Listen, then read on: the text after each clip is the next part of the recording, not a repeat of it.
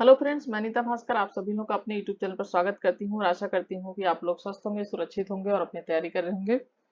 और फ्रेंड्स, जैसा कि मैंने प्रैक्टिस सेट कराना शुरू किया, एक प्रैक्टिस सेट का डाल दिया था मैंने वीडियो। तो जिन लोगों ने वीडियो नहीं देखी है वो उसे जरूर देख लें। वेरी इंपॉर्टेंट क्वेश्चन है और हमेशा इसी तरीके के क्वेश्चन आते हैं। और ये सॉल्व पेपर है दिसंबर 2012 का। और एक चीज मैं ये बता दूं कि पहले एग्जाम होता था जब यूसी नेट का, तो उसमें 3 पेपर होते थे। 2 पेपर अपने सब्जेक्ट के होते थे, हिस्ट्री जैसे है तो आपका हिस्ट्री के 2 पेपर, और एक पेपर फर्स्ट पेपर होता था जिसमें 50 क्वेश्चन होते थे और 100 नंबर का होता था। और दूसरा पेपर होता था 50 क्वेश्चन, 100 नंबर का, सेकेंड पेपर ये हिस्ट्री का। और तीसरा पेपर भी होता था जो 75 क्वेश्चन होते थे और वो 150 नंबर का। ठीक है, तो इस तरीके से पेपर होता है। लेकिन अब क्या है, अब आपके 300 नंबर के एग्जाम पेपर होंगे। और फर्स्ट पेपर होगा 100 नंबर का, 50 क्वेश्चन होंगे। और सेकेंड जो पेपर आपका हिस्ट्री का है वो 100 क्वेश्चन होंगे, 200 नंबर के। तो कुल मिला के आपके 3 घंटे मिलेंगे और आपके 150 क्वेश्चन होंगे। तो आपको अच्छी तरीके से करना है क्योंकि क्वेश्चन बहुत लॉन्ग आते हैं और बहुत टिपिकल होते हैं। तो आपको टाइम नहीं लगाना है जिससे कि क्वेश्चन छूटे ना। और पहली बात यह है कि इसमें निगेटिव मार्किंग भी नहीं है, तो आपको इस चीज का भी ध्यान रखना है कि निगेटिव मार्किंग नहीं, लेकिन फिर भी आपको बहुत अच्छी तरीके से टाइम मैनेज करके चलना है। तो अब आपके कुल 3 घंटे में करने हैं। तो चलिए, मैंने 50-50 क्वेश्चन अभी मैं करवा रही हूँ सेकंड पेपर के, फिर 75-75 क्वेश्चन के मैं बाद में आपको प्रैक्टिस करवाऊंगी जो प्रीवियस पेपर है। क्योंकि इससे आपको अच्छी प्रैक्टिस हो जाएगी और प्रीवियस पेपर के आधार पे क्वेश्चन बहुत आते हैं, तो आपको बहुत अच्छी तरीके से ये भी तैयार होनी चाहिए। ठीक है। और जिन लोगों ने पहले की वीडियो नहीं देखी है वो प्लेलिस्ट में जाकर पुरानी वीडियो देख सकते हैं। और जिन लोगों ने टेलीग्राम चैनल नहीं ज्वाइन किया है वो टेलीग्राम चैनल ज्वाइन कर लें, वीडियो के डिस्क्रिप्शन में लिंक दे दिया है मैंने। और वीडियो पसंद आने पे लाइक करें, कमेंट करें, शेयर करें और चैनल को सब्सक्राइब अवश्य कर लें जो लोग नए हैं चैनल पे। ठीक है, तो चलिए, फर्स्ट क्वेश्चन हमारा, सूची फर्स्ट को सूची सेकंड से सुमेलित किए और निम्नलिखित कोड में से सही उत्तर का चयन कीजिए।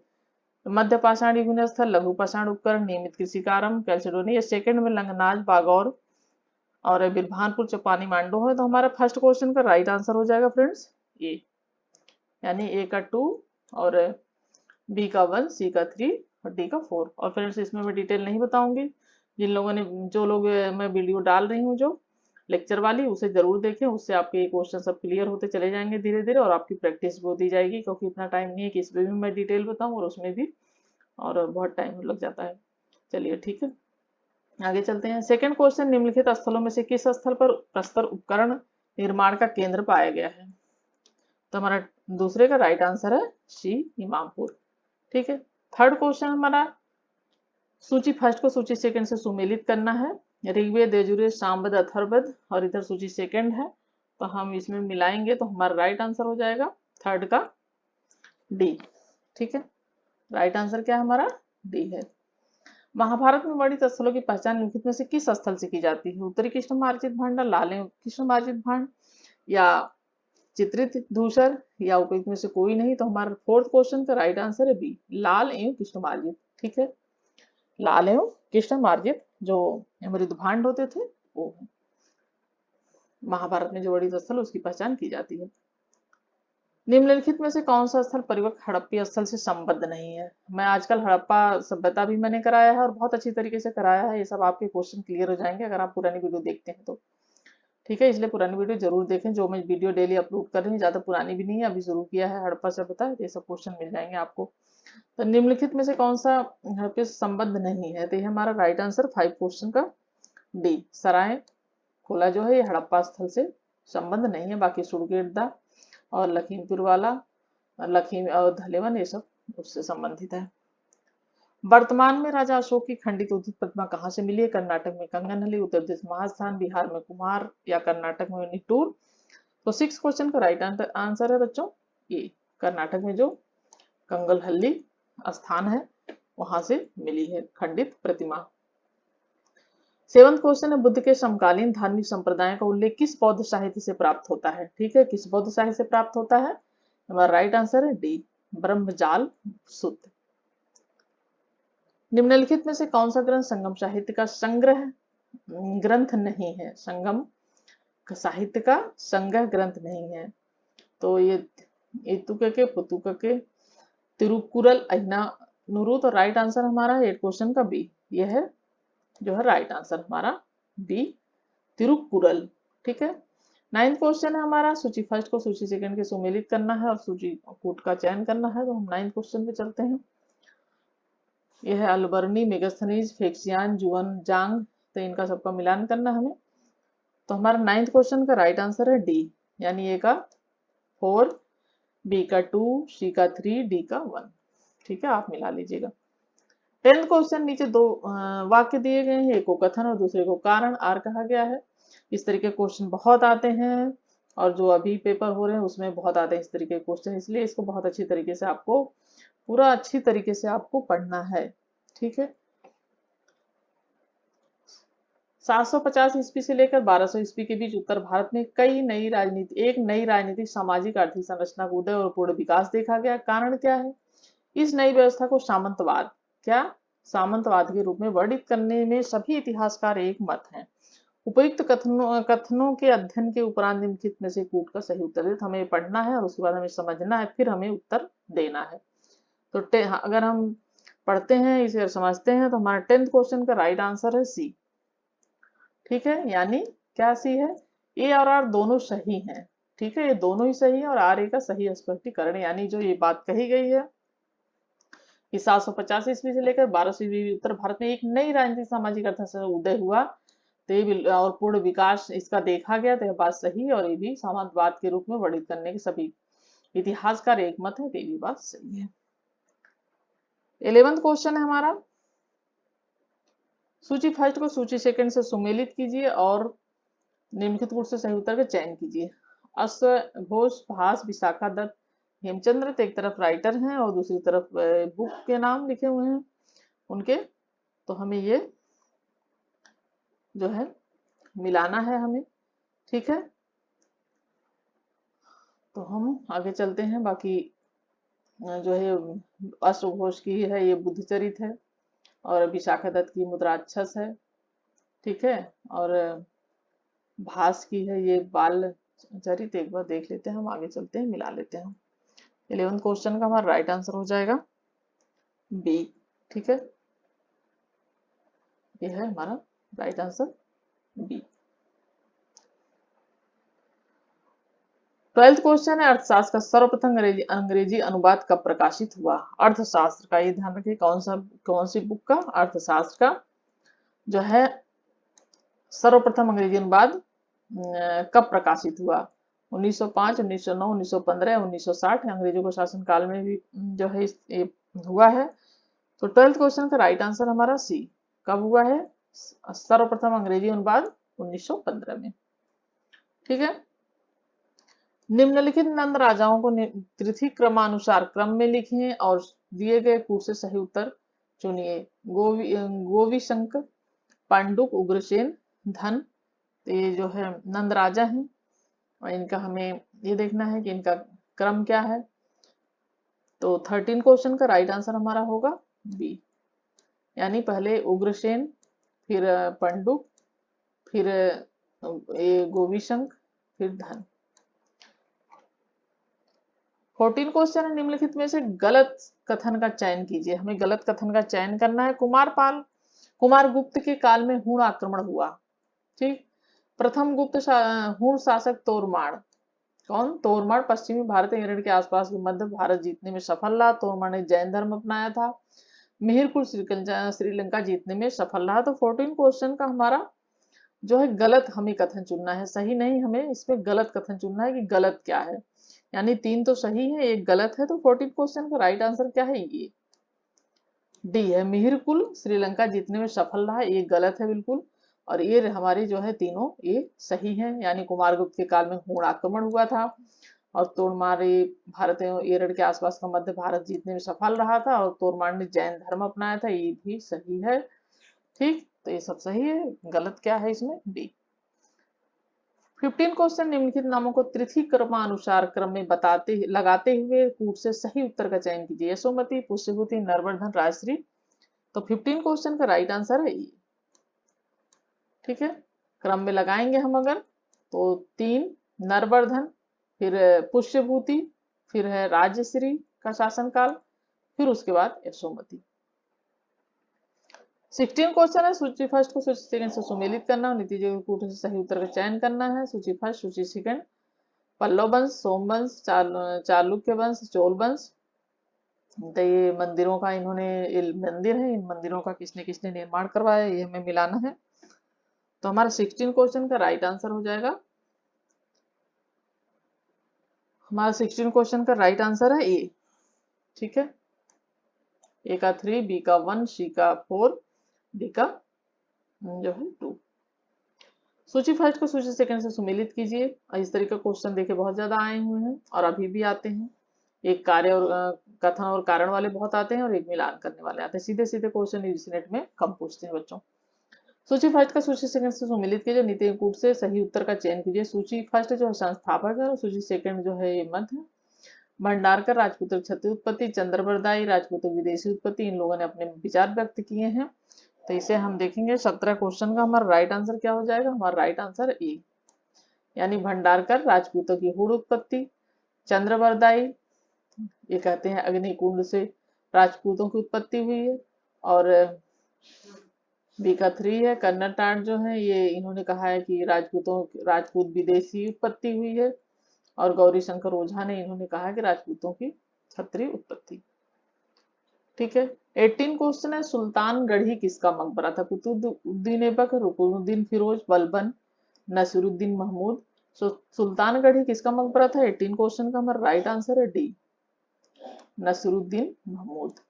ठीक है, नसीरुद्दीन महमूद का मकबरा था जो कि बलबन का पुत्र था। ठीक है, सूची फर्स्ट को सूची सेकंड से सुमेलित कीजिए और निम्नलिखित कूट से सही उत्तर का चयन कीजिए। सूची फर्स्ट, सूफी शब्दावली, फुतू, खानका, मलफूज, ये भी मैंने क्वेश्चन कराया हुआ है और मैंने इसका अच्छा खासा डिटेल दिया हुआ है, तो आप पुरानी वीडियो देख लीजिए, उससे बहुत लाभ होगा आपको। ठीक है, फुतू, बरकत और मलफूज, खानका ये सब किसे कहते थे। तो 19 क्वेश्चन का हमारा राइट आंसर है बी।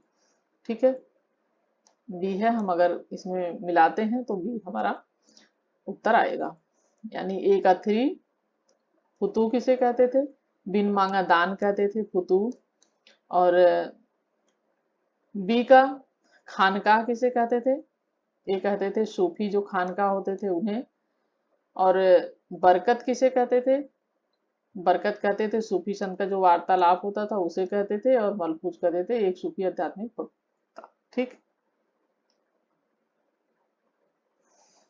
20 क्वेश्चन है।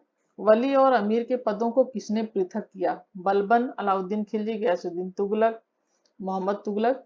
तो 20 क्वेश्चन का हमारा राइट आंसर है डी, मोहम्मद तुगलक। ठीक है, किसने पृथक किया था, वली और अमीर के पदों को, तो ये मोहम्मद तुगलक ने। दिल्ली राज्य की धुरी गेहूं और एवं जौ पर निर्भर करती, जबकि गुजरात सल्तनत की नींव मूंगों और मोतियों पर आधारित है, क्योंकि वहां के सुल्तान के नियंत्रण में 84 बंदरगाह। मीरात सिकंदरी के लेखक के अनुसार यह टिप्पणी किसके द्वारा दी गई है, सुल्तान खिज्र खान, सिकंदर लोदी, बाबर, हुमायूं। 21 क्वेश्चन का राइट आंसर है हमारा सी, यह किसके द्वारा की गई है, बाबर के द्वारा। ठीक है, सूची फर्स्ट को सूची सेकंड के साथ सुमेलित कीजिए, निम्नलिखित कूट से सही उत्तर का चयन कीजिए। सिक्के का नाम सूची फर्स्ट और सूची सेकंड में क्या है, राज्य जहां सिक्के प्रचलित थे। तो कौन से सिक्के कहां प्रचलित, सिक्कों का नाम है महमूद, रुपया, पगोड़ा, टका। तो हम अगर मिलान करते हैं तो हमारा राइट आंसर होगा 22 का सी होगा, यानी जो ए है क्या कहते हैं महमूदी, वो कहाँ पे प्रचलित था, ये गुजरात में प्रचलित था। ठीक है, और बी रुपया जो कहाँ प्रचलित था, रुपया प्रचलित था ये सूर राज्य में। ठीक है, पगोड़ा कहाँ प्रचलित था, ये था विजयनगर में पगोड़ा। ठीक है, विजयनगर दक्षिण भारत का जो साम्राज्य था विजयनगर, तो वहां पे प्रचलित था। और टका, टका जो है ये 2 है, दिल्ली सल्तनत, टका और जीतल जो था वो दिल्ली सल्तनत में प्रचलित था। ठीक है, निम्नलिखित में से कौन सा वक्तव्य सही नहीं है, सुल्तान जैनुल अबिदीन ने अपने दरबार में शहीदों को कभी भी तानाशाही शक्तियां हथियाने की इजाजत नहीं दी। वो अपने को अमीरुल मोमिनीन कहता था। उसने कृषि उत्पादन एवं विस्तार में अधिक रुचि ली। उसने शेखुल इस्लाम के पद को समाप्त कर दिया। तो 23 क्वेश्चन का हमारा राइट आंसर हो जाएगा बी, यानी कौन सा वक्तव्य सही नहीं है, तो बी सही नहीं है, बाकी ये सब तीनों सही है। इसमें ये ध्यान देखिए कि सही पूछा है, सही है या सही नहीं है, इस चीज पर आपको ध्यान देना है। ठीक है, तो ये तीनों सही है और ये सही नहीं है कि उसने अपने को अमरुल मोहनिम कहता था। 24 क्वेश्चन है हमारा। 16वीं शताब्दी के पूर्वार्ध में भारत में पुर्तगाली व्यापारियों की गतिविधियों के बारे में लिखित तथ्यों में कौन सा सही है? तो 24 का हमारा राइट आंसर हो जाएगा ए। ठीक है, यानी लाल सागर मार्ग द्वारा भारत में सर्वप्रथम प्रवेश करने वाले यूरोपासी पुर्तगाली थे। ठीक है, इसमें हमें ये ध्यान देना है कि कौन सा सही है पूछा वक्तव्यों में से, तो ये जो है सही है कि सर्वप्रथम किसने प्रवेश किया था भारत में लाल सागर मार्ग द्वारा, तो ये पुर्तगाली थे। ठीक है,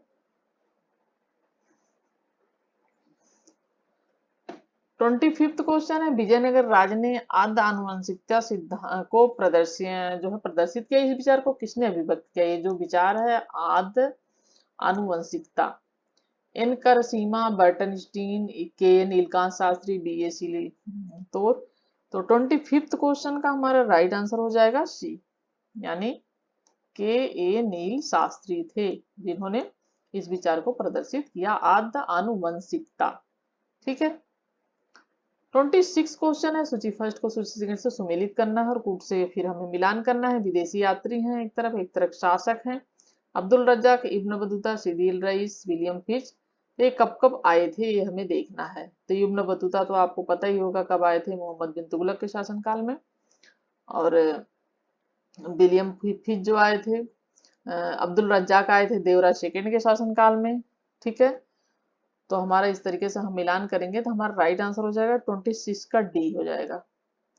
यानी जो अब्दुल रज्जाक तो आए थे देवराय में, देवराय के शासनकाल में सेकंड के। इब्न बतूता तो आए थे यहाँ मोहम्मद बिन तुगलक के शासनकाल में, और सीदी अली रईस आए थे अकबर के शासनकाल में, और विलियम फिच आए थे जहांगीर के शासनकाल में। ठीक है, तो इस तरीके से हमारा मिलान हो जाएगा।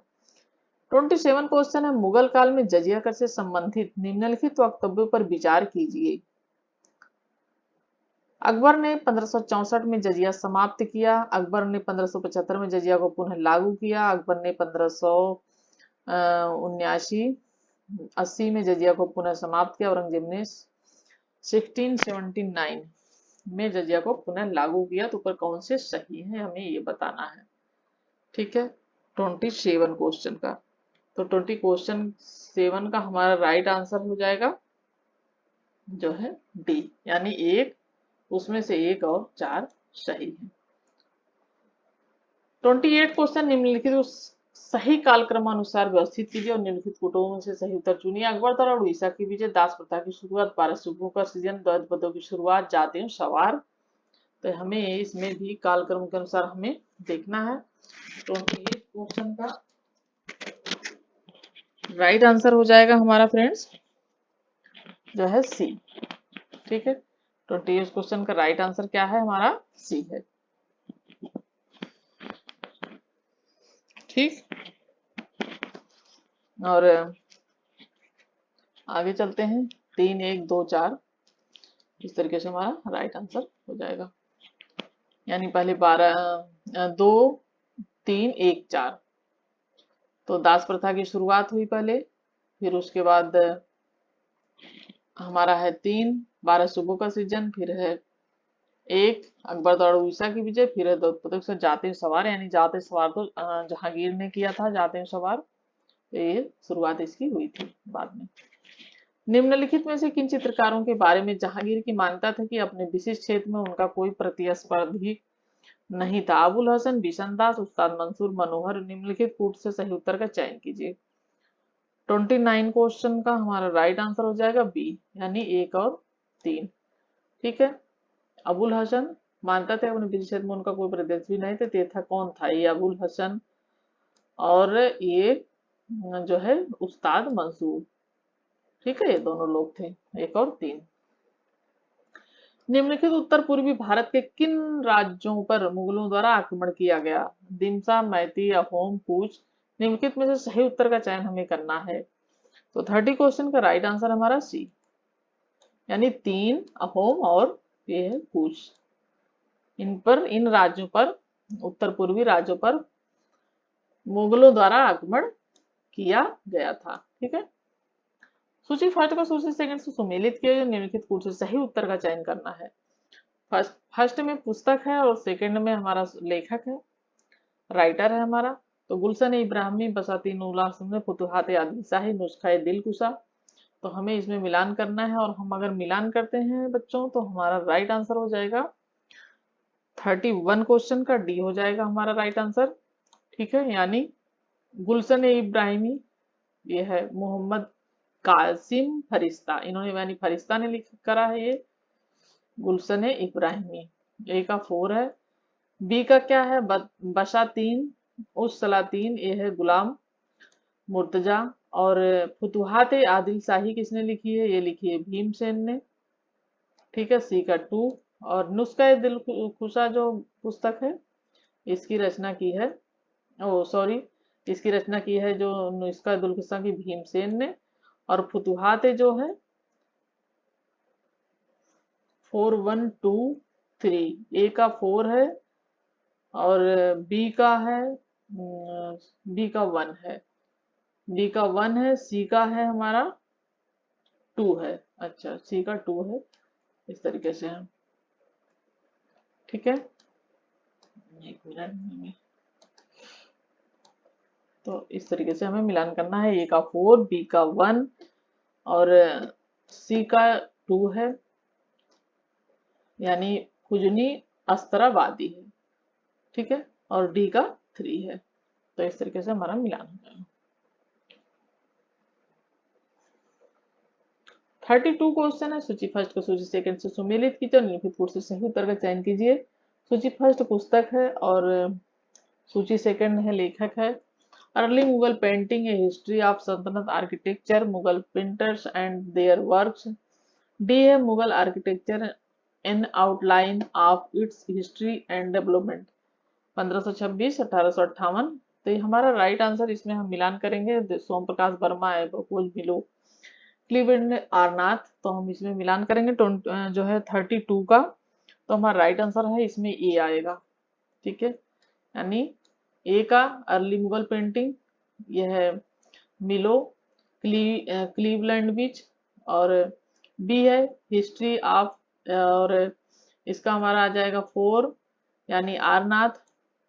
और इसी तरीके से हम इसे सी को 1 सोम प्रकाश वर्मा, और मुगल आर्किटेक्चर डी का 2 है हमारा एब्बा। तो इस तरह से हमारा मिलान हो जाएगा। काफी इंपॉर्टेंट क्वेश्चन है और इस तरीके को क्वेश्चन जरूर पूछते हैं। 33 क्वेश्चन, नीचे दो वक्तव्य दिए गए, एक को कथन और दूसरे को कारण कहा गया है। कथन, मध्यकाल में संगीत पर संस्कृत में लिखी गई अनेक पुस्तकों को फारसी में अनुवाद किया गया। कारण, आरंभिक चिश्ती सूफी संत संगीत सभाओं जिन्हें समा कहा गया के शौकीन थे। ठीक है, संस्कृत पुस्तक अनेक पुस्तकों फारसी में अनुवाद किया गया। तो हमें इसमें उपयुक्त कथन पर विचार करना है और कूटों में से सही उत्तर हमारा हमें चुनना है कि क्या सही है। तो हमारा कौन सा क्वेश्चन है, 33 क्वेश्चन है। 33 का हमारा राइट आंसर हो जाएगा बी।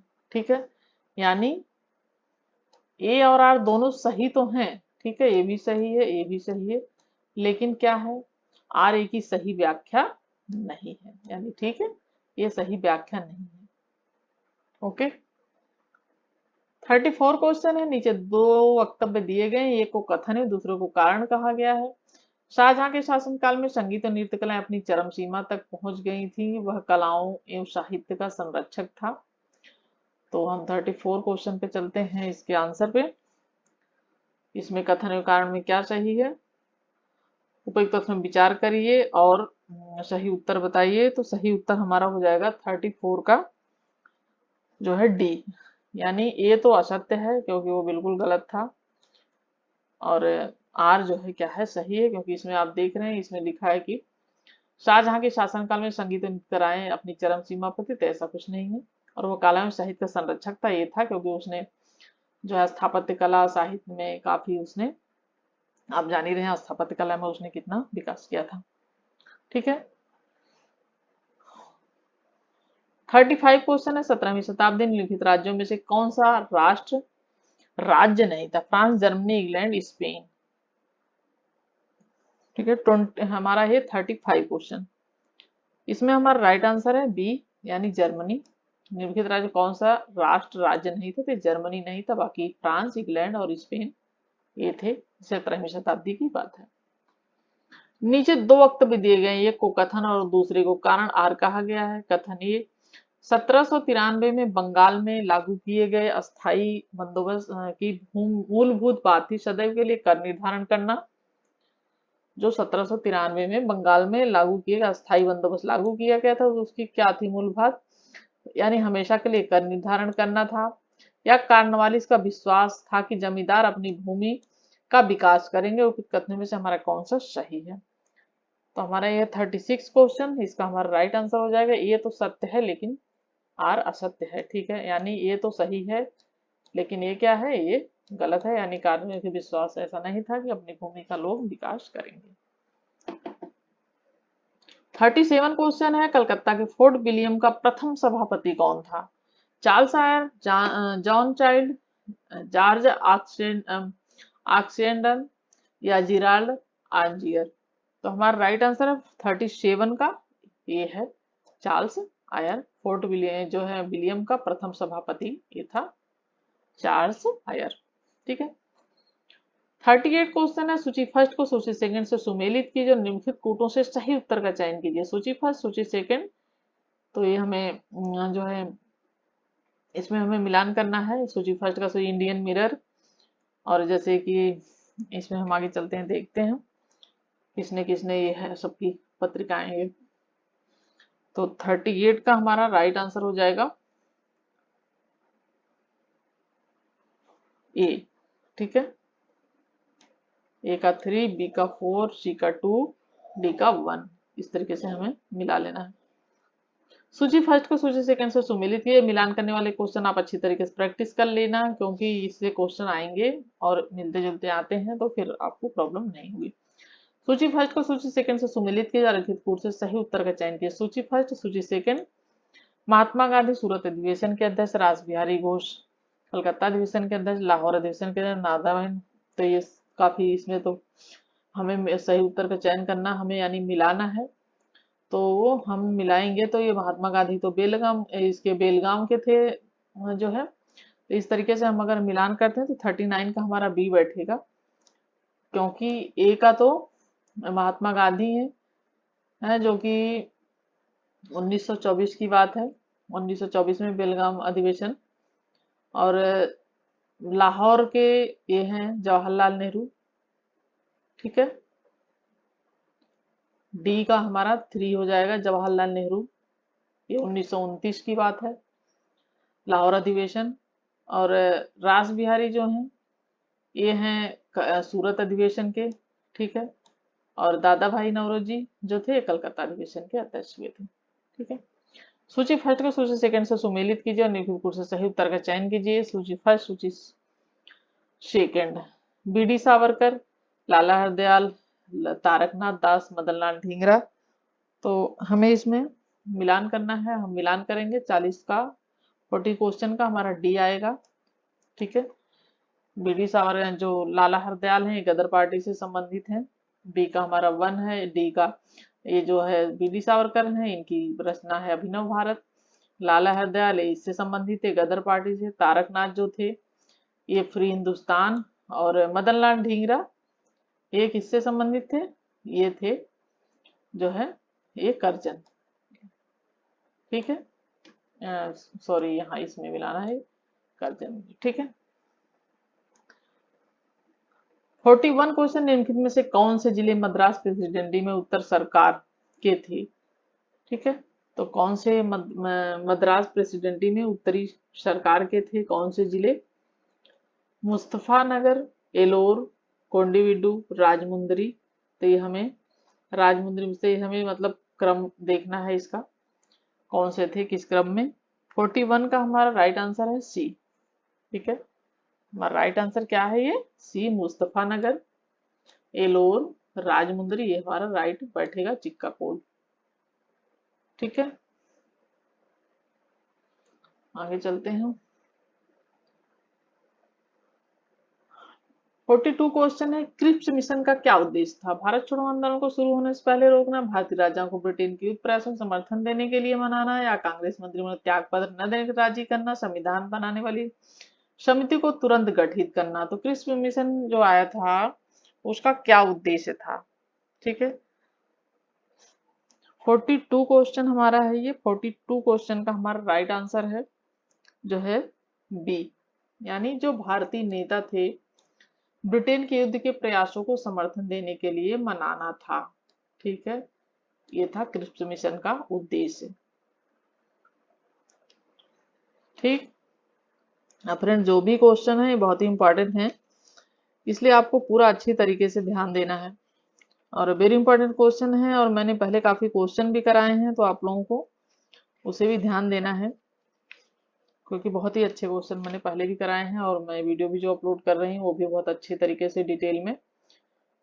ठीक है, तो उसे जरूर देखें आप। और ये मैं आधुनिक भारत अभी बाद में कराऊंगी, मैं अभी मैंने कराया नहीं है। अभी मैं मुगल काल की क्वेश्चन कुछ कराई थी, लेकिन अब मैं एनसीईआरटी पढ़ाना शुरू की हूँ और उससे आप जरूर अच्छी तरीके से तैयारी करें। एनसीईआरटी से शुरू से फिर पूरी तैयारी आप लोगों की हो जाएगी। 43 क्वेश्चन है, प्लान्ड इकोनॉमी फॉर इंडिया 1936 का लेखक कौन था? 43 क्वेश्चन है हमारा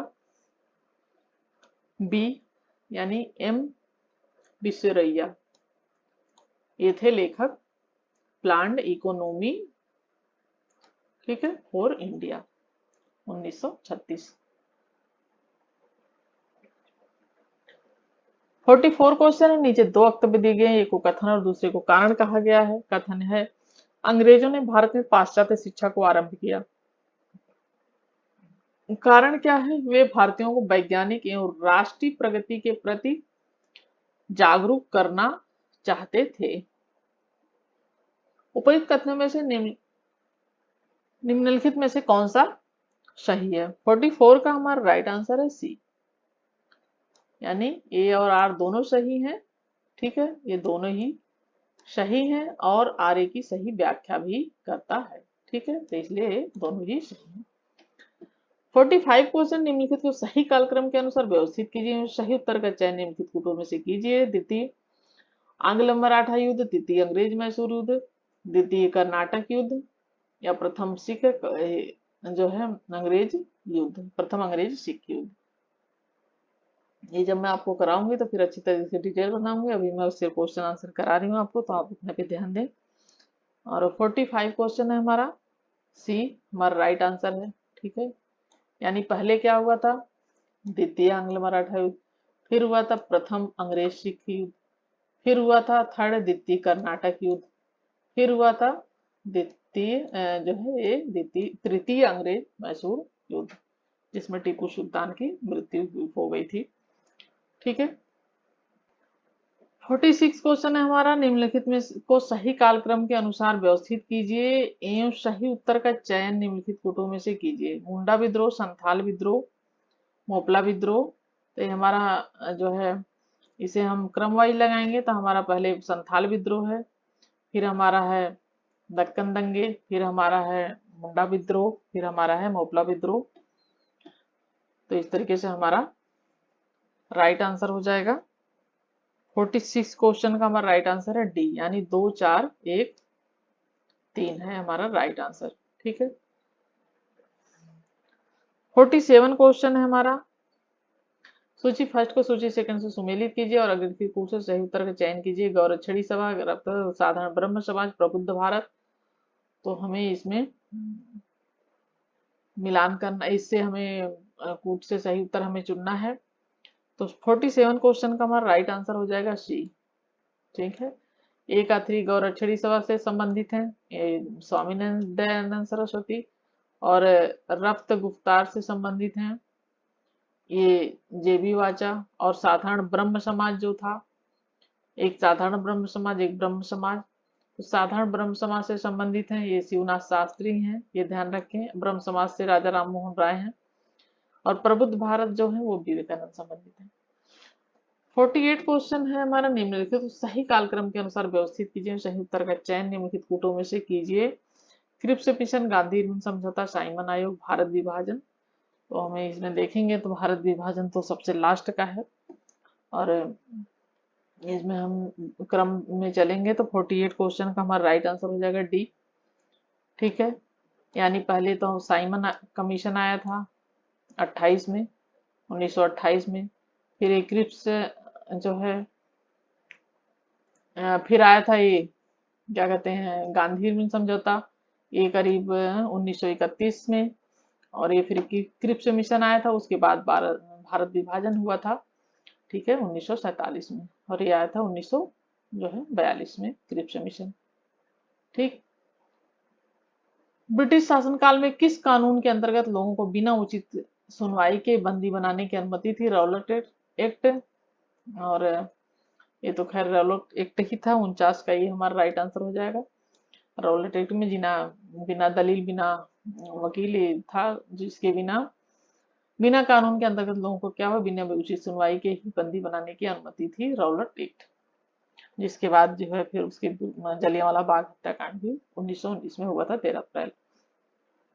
इसी कानून के विरोध में सभा एकत्रित करके लोग आपस में वो कर रहे थे, उसी समय जो है जलियांवाला बाग हत्याकांड हुआ था। उसके बाद असाधारण मंदी की शुरुआत का संबंध है जापान में कीमतों में गिरावट, यूरोप में मूल्य सूची में आकस्मिक चढ़ाव, वॉल स्ट्रीट में कीमतों का गिरना। तो 50 क्वेश्चन का राइट आंसर है जो है ये सी, वॉल स्ट्रीट में कीमतों का गिरना असाधारण मंदी की शुरुआत का संबंध। तो 50 क्वेश्चन है, टॉप 50 क्वेश्चन हमारे, और आशा करती हूँ क्वेश्चन अच्छे लगे होंगे और इससे आपकी प्रैक्टिस हो जाएगी। Thank you friends.